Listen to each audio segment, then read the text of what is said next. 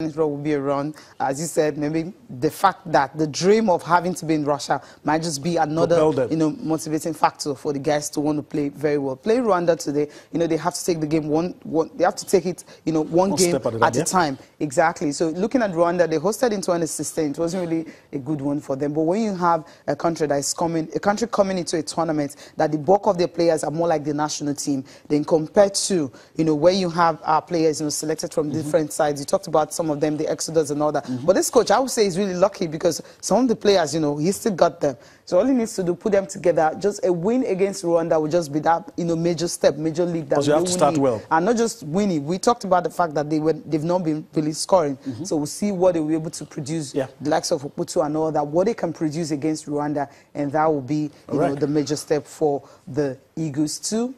See if they can, I'm still talking about the trophy or something. Historically, we've always struggled with Rwanda. I hope today will be different. I mean, we don't get to beat them with a huge score line. All right, we need to have this conversation. Tony is back online. Tony, if you can hear me, just continue from where you left off.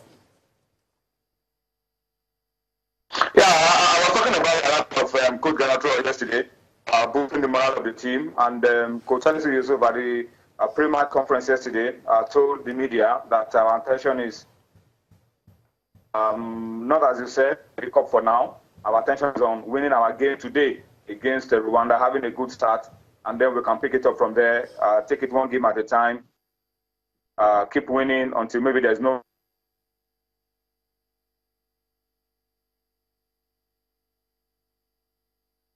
I think that's it for for today. Hopefully, maybe tomorrow after the game we get to celebrate as if Nigeria gets to beat Rwanda, because you're not just looking at Rwanda, you're looking at another team, Libya. You're also looking at Equatorial Guinea. But as you said, one game at a time. A victory today will be, the best thing they will have. 7:30. It's going to be Morocco time. Then, of course, 8 p.m. Nigerian time. So we look forward to that game and see how it will go for the Super Eagles of Nigeria.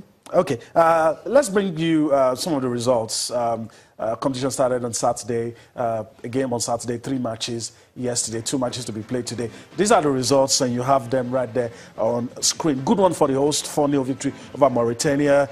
Guinea lost a goal to 2 to Sudan. Namibia secured their biggest victory anywhere, anyhow, on the African scene, defeating the Elephants of Cote d'Ivoire by a lone goal. Just to show you that names don't play football. You might be big, but you have to show your stuff on the field of play. Chan, it's a different kettle of fish. The Zambians, the Tripoli-Polo, the home-based Tripoli-Polo defeated the Cranes 3-1. And today, we already talked about it, Libya, all matches in Group C. Libya taking on Equatorial Guinea, and Nigeria taking on Rwanda. These are the matches for today. Hopefully, when we'll come, these are the results. And, I just talked about the matches, the fixtures for today. Hopefully, we get to see that. Then, of course, hopefully, after today, we will be talking about victory for the Super Eagles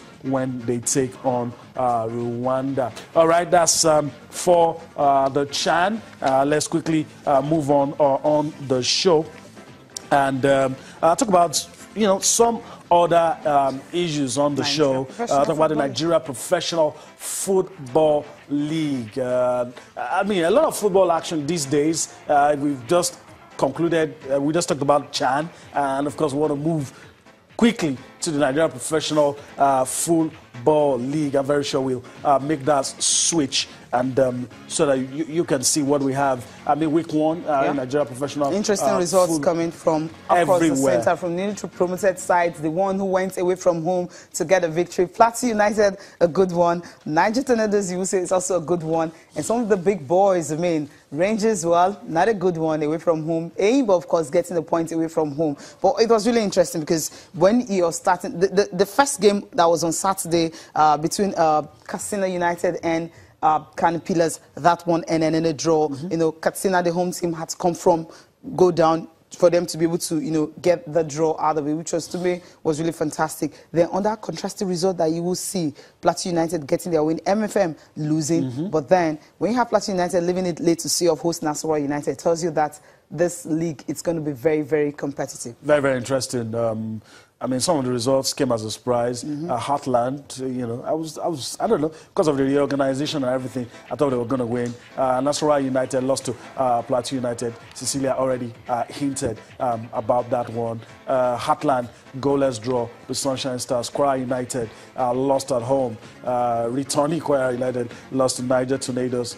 Some will say that probably is their game of the week. Tornadoes going all the way to peak. Ifeanyi defeated Yobe Desert Stars 2-1. Wiki Tourist slim 1-0 victory over Go Round. And Aqua United 2-0 victory over Rangers. Lobby Stars played a 1-1 draw with Eyimba International. Rivers United 1-0 victory over El Kanemi. And of course, Abia Warriors 2-0 victory over NFM.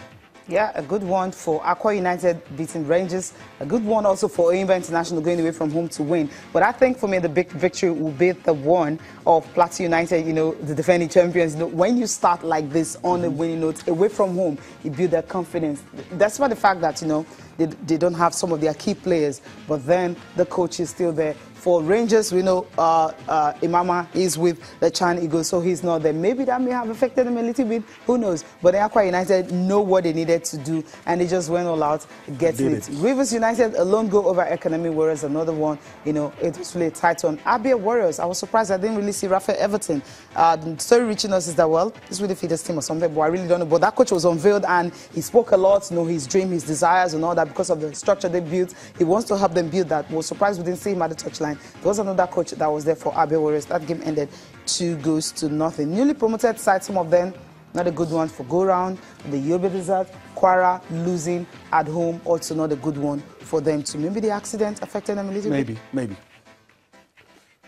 Okay, all right, we'll go for a break now. We'll come back, we'll be bringing you updates from the breaking news we read earlier concerning the gas station in Magodo that went on fire.